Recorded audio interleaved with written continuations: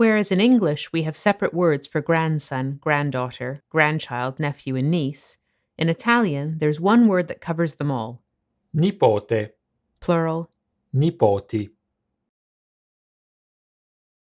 Nipote. In order to figure out which relative is being referred to, it helps to pay attention to the gender of the article or possessive adjective that precedes nipote.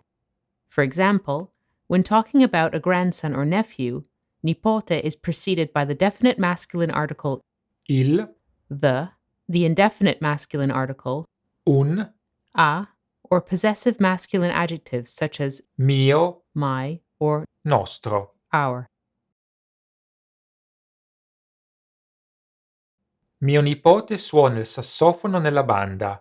My grandson plays the saxophone in the band. My nephew plays the saxophone in the band. For a granddaughter or niece, the definite feminine article La, the, indefinite feminine article una, a, or possessive feminine adjectives are used instead.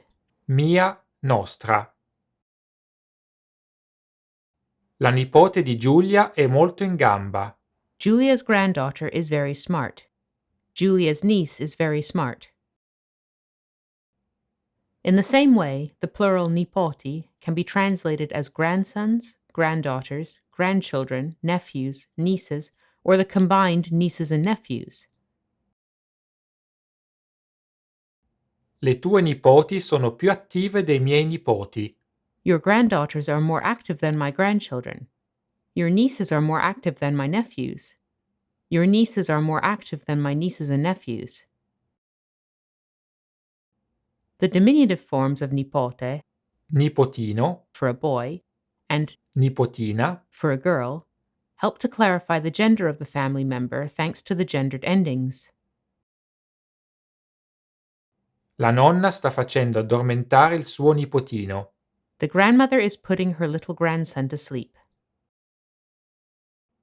Two words that derive from nipote are Pronipote, and, bisnipote.